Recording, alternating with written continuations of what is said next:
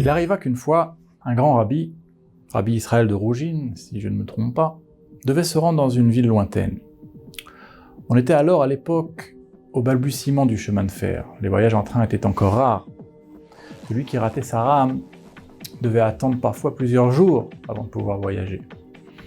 C'est ce que déclara avec emphase le serviteur du Rabbi. Le train part demain à 8h précise. Il faudra être ponctuel. Avec déférence, le serviteur allusionna habilement au Rabbi qu'il ne pourrait pas se conduire comme les autres jours. C'est-à-dire que son étude avant la tfila, le mikvé, la préparation à la prière elle-même, ne pourrait pas durer comme d'habitude jusqu'à midi, il faudra se presser. Le Rabbi répondit « Ne t'inquiète pas, nous serons à l'heure ». Le serviteur se retira rassuré. Mais le lendemain matin, il déchanta bien vite. Certes, le Rabbi se leva très tôt comme à l'accoutumée, mais rien dans son attitude ne laissait présager qu'il se démarquerait de ses habitudes. Tout se déroulait sans aucun changement, le Rabbi prenait son temps. Vers 7h, le serviteur se risqua une petite réflexion, mais sans succès. Le Rabbi était dans les mondes spirituels.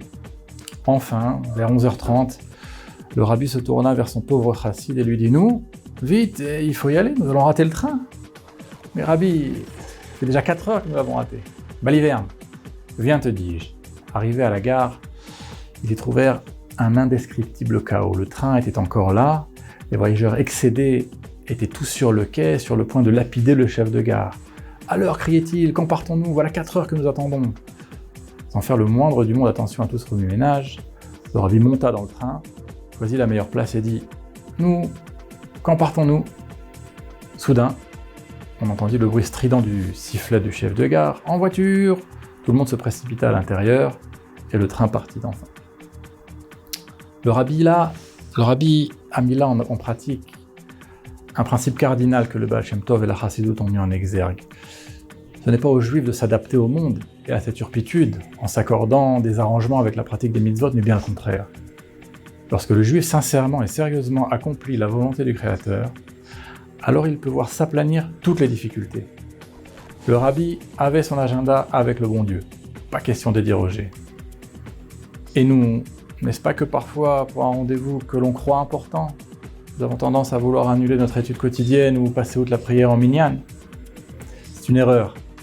À terme, notre programme de service de Dieu, si on s'y tient, il ne peut en résulter aucun mal.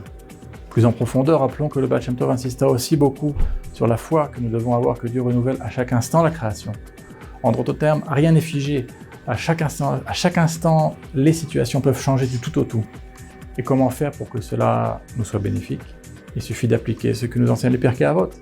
Accomplis sa volonté, comme si elle était la tienne, de sorte qu'il accomplisse ta volonté, comme si elle était la sienne.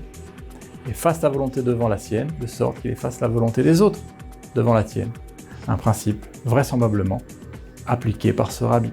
Une question de halakha, besoin d'un conseil personnel? Avec le service Question au Rav, les rabbinim de Torah Box sont à votre disposition 24 heures sur 24, 6 jours sur 7, pour vous répondre et vous aider sur tous les sujets. Shabbat, couple, cacheroute, conversion, loi de deuil.